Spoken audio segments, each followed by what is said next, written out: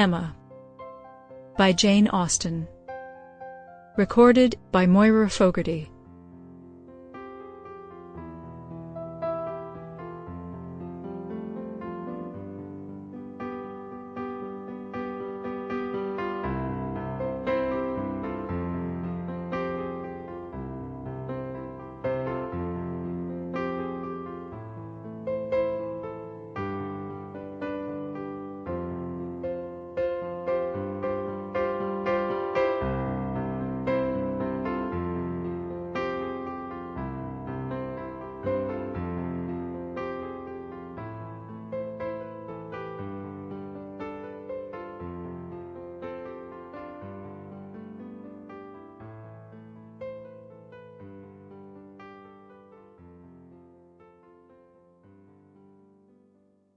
Volume 1, Chapter 1.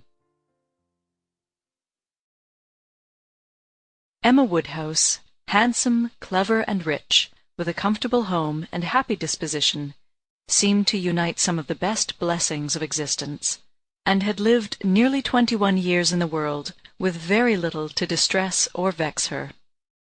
She was the youngest of the 2 daughters of a most affectionate, indulgent father, and had, in consequence of her sister's marriage, been mistress of his house from a very early period. Her mother had died too long ago for her to have more than an indistinct remembrance of her caresses, and her place had been supplied by an excellent woman as governess, who had fallen little short of a mother in affection. 16 years had Miss Taylor been in Mr. Woodhouse's family, less as a governess than a friend, very fond of both daughters, but particularly of Emma. Between them it was more the intimacy of sisters. Even before Miss Taylor had ceased to hold the nominal office of governess, the mildness of her temper had hardly allowed her to impose any restraint, and the shadow of authority being now long passed away, they had been living together as friend and friend, very mutually attached, and Emma doing just what she liked, highly esteeming Miss Taylor's judgment, but directed chiefly by her own. The real evils, indeed, of Emma's situation were the power of having rather too much her own way, and a disposition to think a little too well of herself. These were the disadvantages which threatened alloy to her many enjoyments. The danger, however, was at present so unperceived that they did not by any means rank as misfortunes with her. Sorrow came, a gentle sorrow, but not at all in the shape of any disagreeable consciousness. Miss Taylor married. It was Miss Taylor's loss which first brought grief.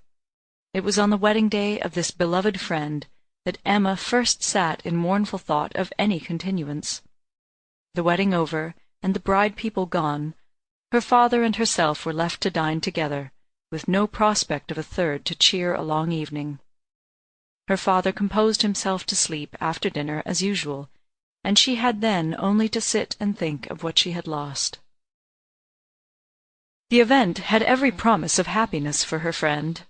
Mr. Weston was a man of unexceptionable character, easy fortune, suitable age, and pleasant manners, and there was some satisfaction in considering with what self-denying, generous friendship she had always wished and promoted the match.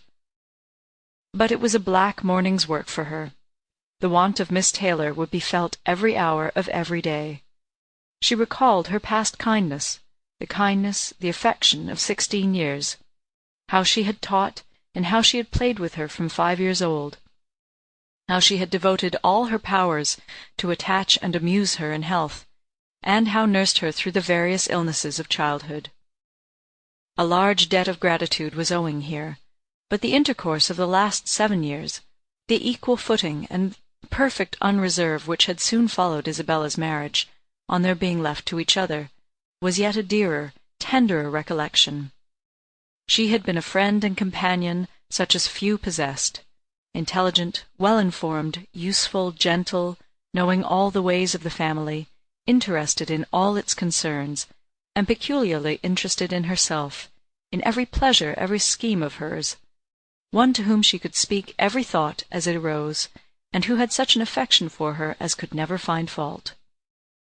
How was she to bear the change? It was true that her friend was going only half a mile from them, but Emma was aware that great must be the difference between a Mrs. Weston, only half a mile from them, and a Miss Taylor in the house; and with all her advantages, natural and domestic, she was now in great danger of suffering from intellectual solitude. She dearly loved her father, but he was no companion for her. He could not meet her in conversation, rational or playful. The evil of the actual disparity in their ages, and Mr. Woodhouse had not married early, was much increased by his constitution and habits; for, having been a valetudinarian all his life, without activity of mind or body, he was a much older man in ways than in years, and though everywhere beloved for the friendliness of his heart and his amiable temper, his talents could not have recommended him at any time. Her sister, though comparatively but little removed by matrimony, being settled in London only 16 miles off, was much beyond her daily reach, and many a long October and November evening must be struggled through at Hartfield, before Christmas brought the next visit from Isabella and her husband, and their little children, to fill the house and give her pleasant society again. Highbury, the large and populous village, almost amounting to a town, to which Hartfield, in spite of its separate lawn and shrubberies and name, did really belong, afforded her no equals. The Woodhouses were first in consequence there. All looked up to them.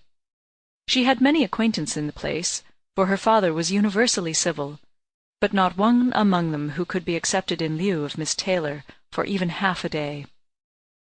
It was a melancholy change, and Emma could not but sigh over it, and wish for impossible things, till her father awoke and made it necessary to be cheerful.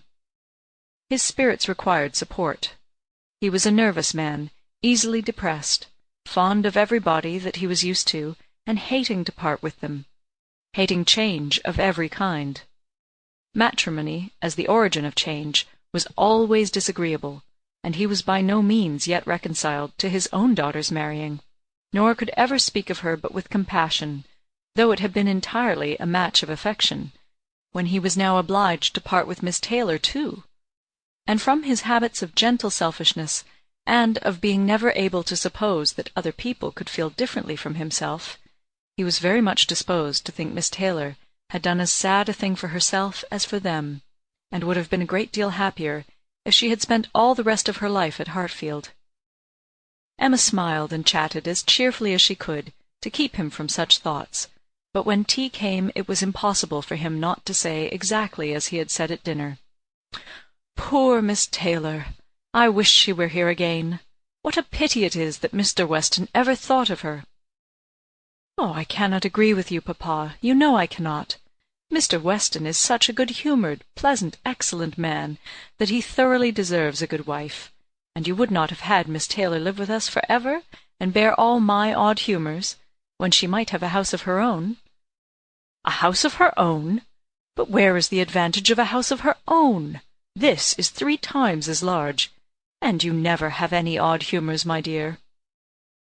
"Oh, how often we shall be going to see them, and they coming to see us! We shall be always meeting. We must begin. We must go and pay a wedding visit very soon." "My dear, how am I to get so far? Randalls is such a distance. I could not walk half so far." "Oh, no, papa. Nobody thought of your walking. We must go in the carriage, to be sure." "Oh, the carriage! But James will not like to put the horses to for such a little way. And where are the poor horses to be while we are paying our visit?" "Oh, they are to be put into Mr. Weston's stable, papa. You know we have settled all that already. We talked it all over with Mr. Weston last night. And as for James, you may be very sure he will always like going to Randalls, because of his daughter's being housemaid there. I only doubt whether he will ever take us anywhere else. That was your doing, papa. You got Hannah that good place. Nobody thought of Hannah till you mentioned her. James is so obliged to you." "I am very glad I did think of her. It was very lucky, for I would not have had poor James think himself slighted upon any account, and I am sure she will make a very good servant. She is a civil, pretty-spoken girl. I have a great opinion of her. Whenever I see her, she always curtsies and asks me how I do, in a very pretty manner, and when you have had her here to do needlework, I observe she always turns the lock of the door the right way, and never bangs it. I am sure she will be an excellent servant, and it will be a great comfort to poor Miss Taylor to have somebody about her that she is used to see. Whenever James goes over to see his daughter, you know, she will be hearing of us.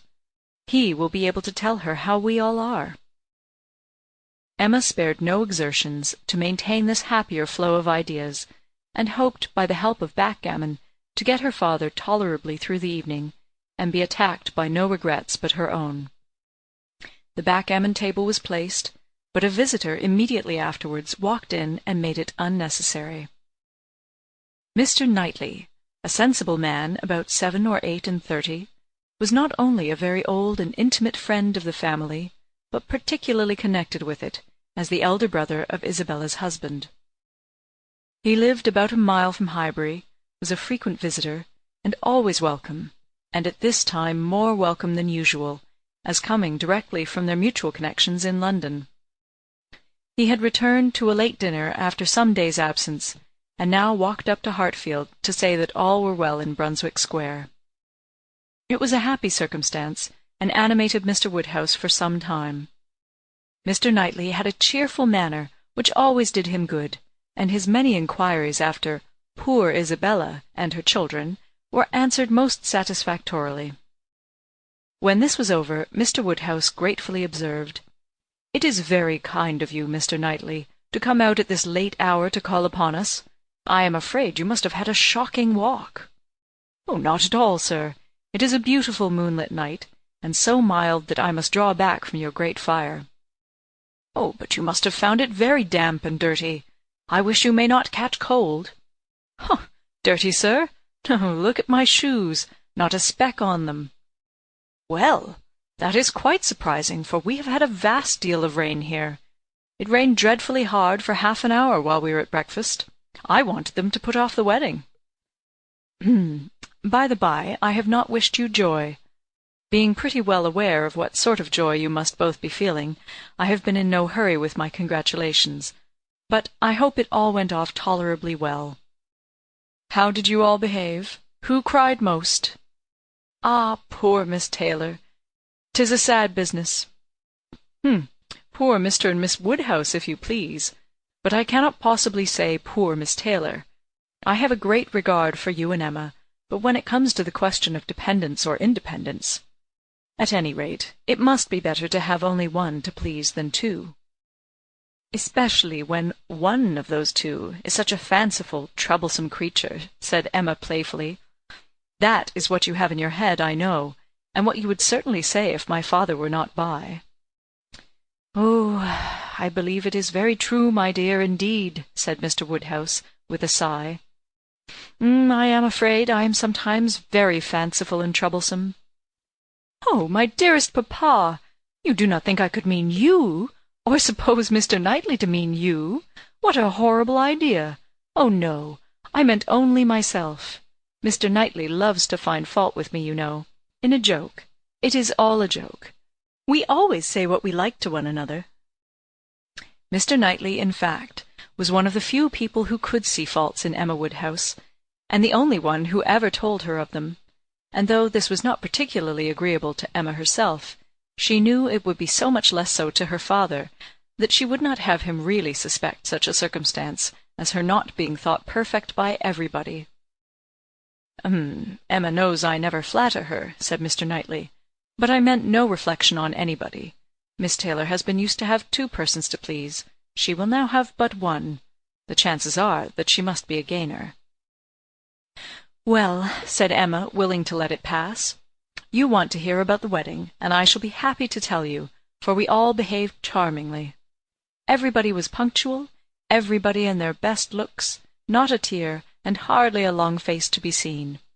Oh, no, we all felt that we were going to be only half a mile apart, and were sure of meeting every day."